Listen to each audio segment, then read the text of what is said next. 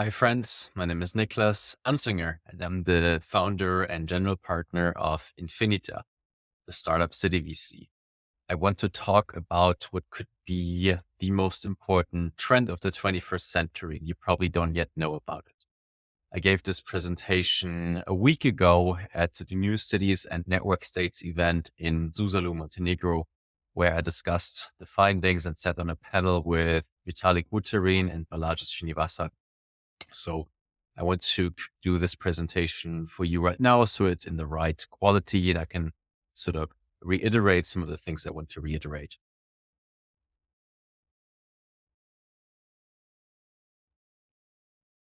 So I'm going to share my screen here. So you've probably heard about Balaji Srinivasan's The Network State. It's a book that received a lot of attention. You probably have not heard the context with the development of new cities and new urbanism and technology. So it's something that's still a bit confusing. I think it's a very significant and important and good innovation, but I want to put it a bit into context and how it relates to building physical infrastructure, actual new cities, and how it can help us unleash a new wave of technological progress. So they promised us flying cars, and all we got was 140 characters. This is not just a quote from Peter Thiel. This is actually based on findings of Tyler Cowen and Robert Gordon and Eli Dorado, who speak of something called the Great Stagnation. So the thesis is that we've seen a lot of advancement in the world of bits, but not in the world of atoms. The world behind screens has progressed rapidly, but the built environment around us has not. And if you want a slightly wonky depiction of that trend, you can go to Eli Dorado, a venture partner with Infinita Fund and great scholar, and look at what he calls utilization adjusted total factor productivity. So it's basically an indicator for productive economic growth. So for a couple of decades, at the late 19th and early 20th century, we were on a very good, steady upward trajectory. But in 1971, that stopped, and our rate of productive economic growth has stalled. There's a great website called WTF happened in 1971 that gives more charts and data about that alarming trend. And also, if you want a vivid illustration of that, go to American cities these days, New York, San Francisco, Los Angeles. These cities are in many ways declining and decrepit, which it should be shocking because San Francisco and the Bay Area is the area in human history with the highest amount of innovation and capital formation in all of human history. So it should look much better than how it looks right now. And why is that? So I would argue it's due to a flawed regulatory paradigm. In biotech and in healthcare, for example, you have something called Ehrum's law. So Moore's law is a steady improvement every 2 years, a doubling in computing power. Ehrum's law is the reverse, right? So in drug development, you had exactly the opposite of Moore's law. So it has gotten progressively more expensive and slower to develop new drugs and therapies. That is despite Moore's law, despite computational biology, where we can now sort of prototype new drugs from behind a computer. Regulators like the FDA, the SEC, the Securities and Exchange Commission, or the Nuclear Regulatory Commission, they are hindering progress, right? They're tasked with making us safe, but what they do in practice is preventing innovation. If you put a 1 mile per hour speed limit on cars, of course you get fewer accidents, but of course people are using other means of transport that are probably less safe and aren't helping us get along and get to reach our goals. The Henry Adams curve is also an illustration of that. So it's basically the same as total factor productivity. It started in 1971 when energy usage was declining, was stagnating, and energy is something that powers the entire rest of the economy. That can also be partly attributed to the Nuclear Regulatory Commission, which hasn't approved a single new nuclear reactor since it started. And the regulatory paradigm and the flaw with it, I think, is very well encapsulated by a quote from Balaji Srinivasan's book, The Network State. So our entire antiquated process of adversarially writing high-stakes laws on paper at the last minute, deploying them in production to hundreds of millions of people without any testing, and then getting them interpreted in unpredictable ways by regulators and solicitors will be seen as a bizarre relic of an older time. There's a lot in there, and it would take me a book length to extrapolate on that. In fact, I have a podcast called the Stranded Technologies podcast that is only about that topic, about sort of the flawed regulatory paradigm. But the important thing is, with so the way regulations are done, if you think of them as computer code, you wouldn't assume, or you would, any computer code before you deploy it, you would test it, right? And then you would iterate on it, you would fix bugs. And that just doesn't happen when it comes to how regulations are. So what we need to improve. Historically, the frontier was important. So you go to a different place where you can start kind of from scratch, right? So you go to the American West, or you go to somewhere where the reach of powerful and entrenched interests doesn't reach you, or you have a degree of legal autonomy where you can build talent density and sort of spawn a new narrative or culture. So how do we do that, right? So what has sort of spawned a lot of imagination is Ayn Rand's novel Atlas Shrugged, the concept of Galt's Gulch. What if all the productive entrepreneurs go to this one place and start anew? Wouldn't that be great? I think it's not practical. If it would be one place, it has a single failure point, right? And when you play in sort of the game of like nations, you're political, right? When you're political, you have trade-offs, right? You can't do things that are too much out of the Overton window. Otherwise, you antagonize others around you. And also, if you want to build modern industry with sophisticated supply chains and technology, you just need multiple jurisdictions, multiple locations. You can't just be disconnected from the rest of the world. You need to have a more diversified approach. But at the same time, there's hope, right? So technology has been the savior of us in our economies, right? So software has been eating the world and making it much more efficient. The Nakamoto consensus in crypto has shown it's possible to break the monopoly over money that states have. And that is a tremendous and massive achievement just through technology. Elon Musk is a great entrepreneur that shows what's possible. Think how much more he could do if he would not be so constrained by the flawed regulatory approach, how much more Elons he would have. Also, Y Combinator has created playbooks for how to bring innovation to the market at scale. Delaware and SafeNotes have created an ecosystem for entrepreneurs to create rapid changes very fast. But there is hope too when it comes to new jurisdictions, right? So there are places with legal autonomy. They're called startup cities, and there are some 0 to 1s out there that are open for business. One is called Prospera. It's on the island of Roatan in Honduras. The other one, Ciudad Morazan, on the mainland in Honduras, or the Catawba Digital Economic Zone in the Carolinas. So these are places that provide new approaches to do crypto innovation, to do biotech innovation, or other innovations in the physical world. And you can already go to these places. These places, Prospera and Catawba, most of all, they work with what's, in my view, the best solution to the flawed regulatory paradigm. It's called polycentric common law. And there's an open source legal system created by the scholar Tom W. Bell. I had him on a podcast in a fantastic episode that provides the foundation for a better regulatory paradigm, a flexible regulatory paradigm, where businesses, insurance companies, and private arbitrators can have a more open process and more flexible process when it comes to adopting regulations that are ideal. Also, Balaji Srinivasan has put a new innovation forward that is bringing a lot of talent, attention, and capital to this space. It's called a network state. It's a highly aligned online community with a capacity for collective action that crowdfunds territory around the world and eventually gains diplomatic recognition from pre-existing states. So this innovation has brought us startups like Afropolit, a diaspora community, a diaspora African community that is doing that, or Praxis, which is aiming to build a city in the Mediterranean.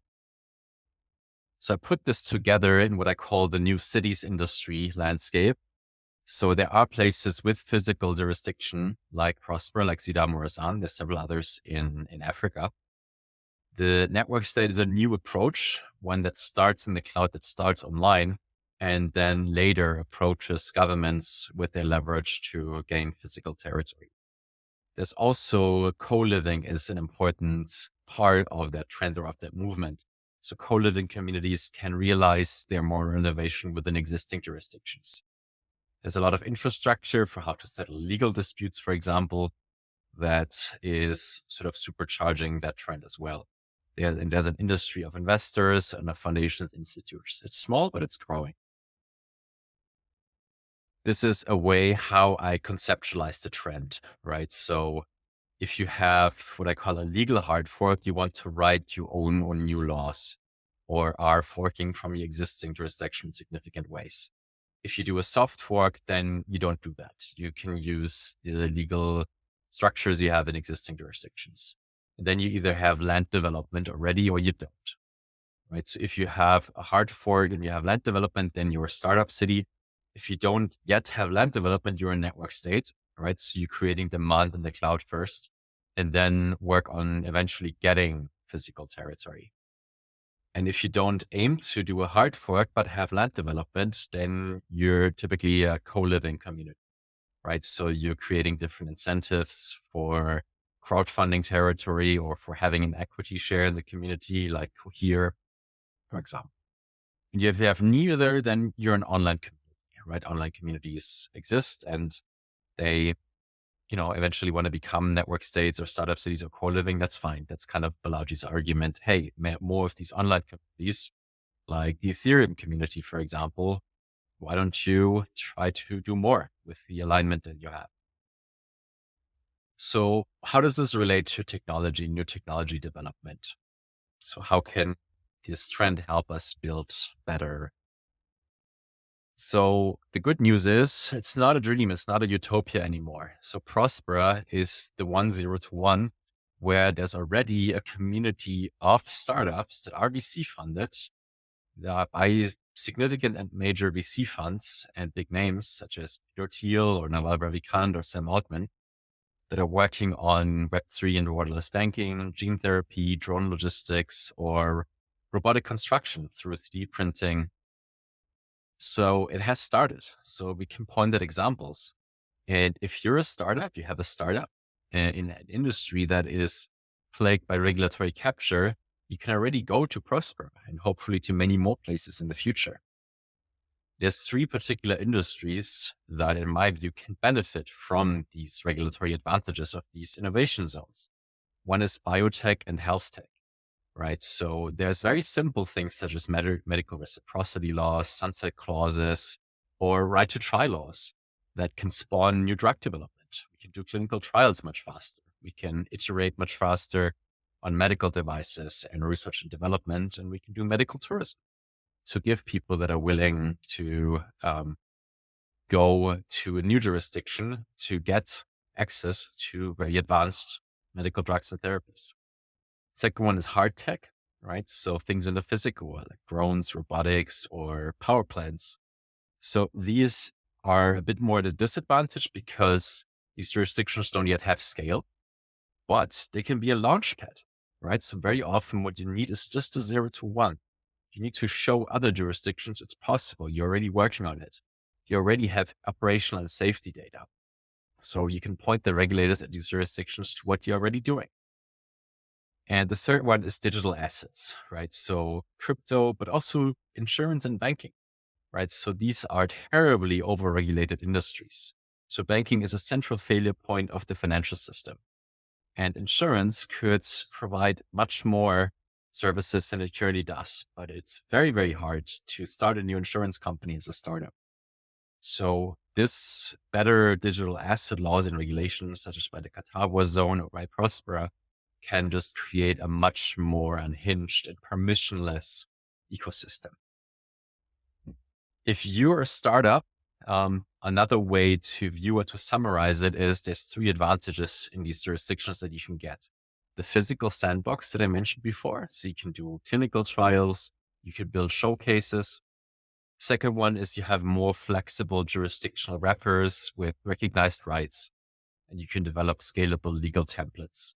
For example, a company called Trades is tokenizing and building a property rights marketplace for the air, which is something that can make it much easier to create a drone technology ecosystem. It can be much easier to settle disputes when it comes to protected views, when it comes to housing construction.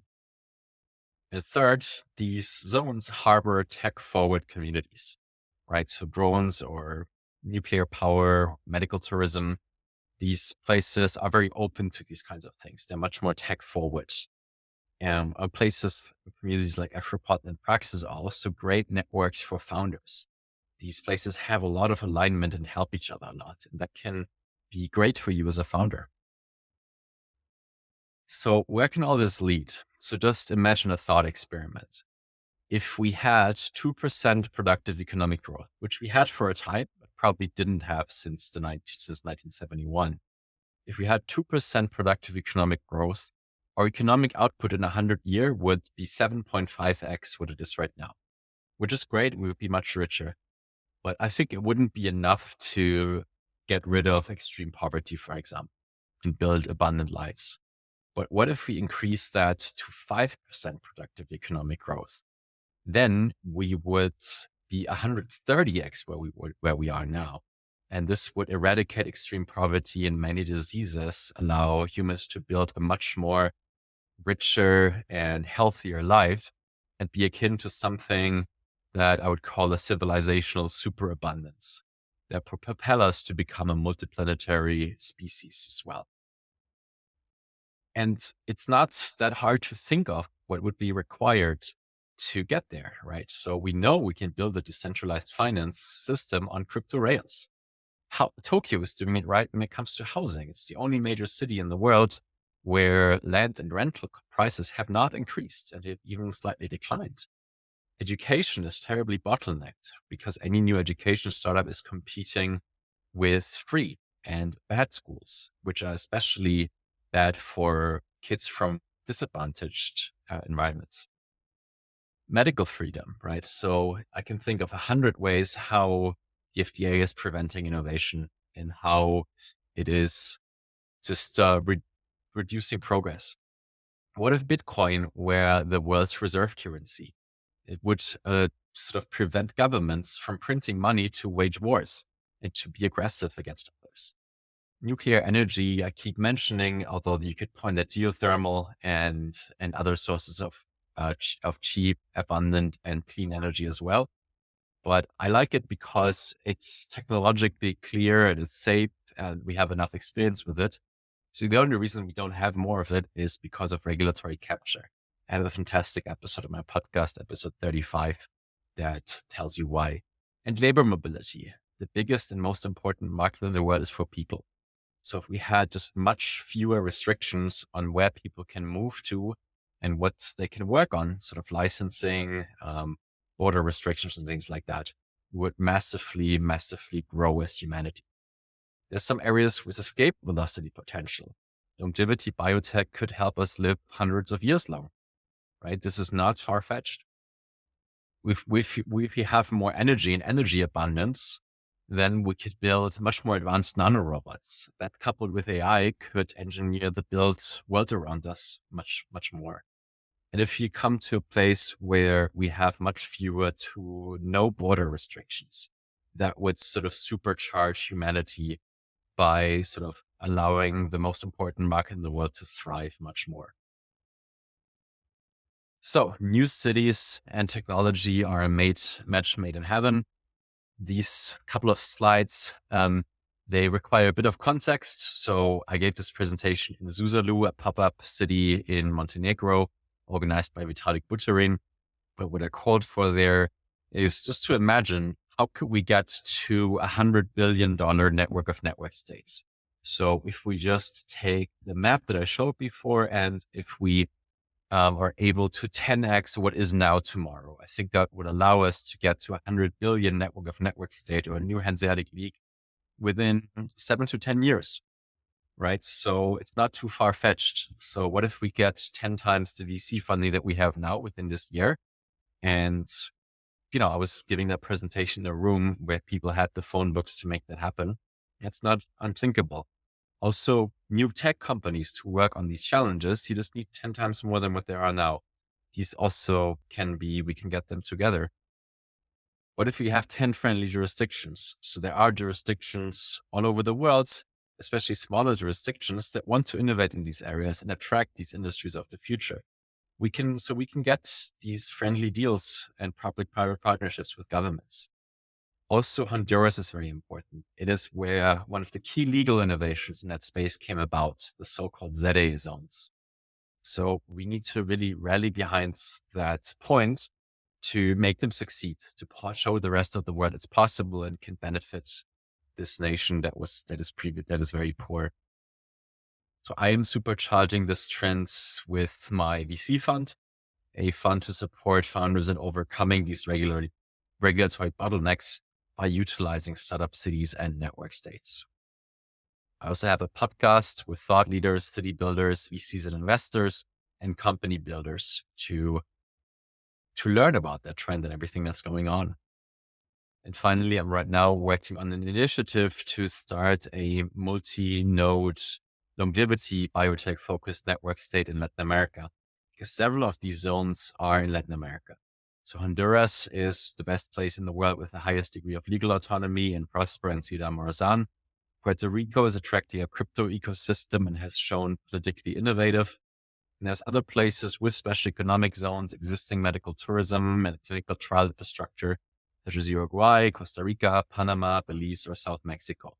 So one of my initiatives right now is to put together a journey where we explore the possibilities of building a multinodal network state there with several locations. That's pretty much it. So if you're attracted to what we want to build here, then reach out to me at niklas@infinitafund.com and join the community that we're building here. So we are calling especially on entrepreneurs and builders who want to start new companies to help us build, and follow my work on the Stranded Technologies blog, the Stranded Technologies podcast, and on infinitafund.com to stay in touch and find the next couple of events where you can find me. That's it for now. Let me know if you have any feedback, and I hope we'll be in touch soon. And I can highly recommend to join me at one of the upcoming events in Prospera, because I know a lot of what I'm saying here is just very out there and very sci-fi. And I can promise you, if you come here to Prospera, to the beautiful Caribbean island of Roatan, place with international flights and international airport, direct flights from Miami, from Houston, from Dallas, it will become much more clear, and it will show you what I'm talking about right now. It's not just theory. It's not a dream. It's not utopia. It's something we're already building, and I invite you to come join us. Thank you.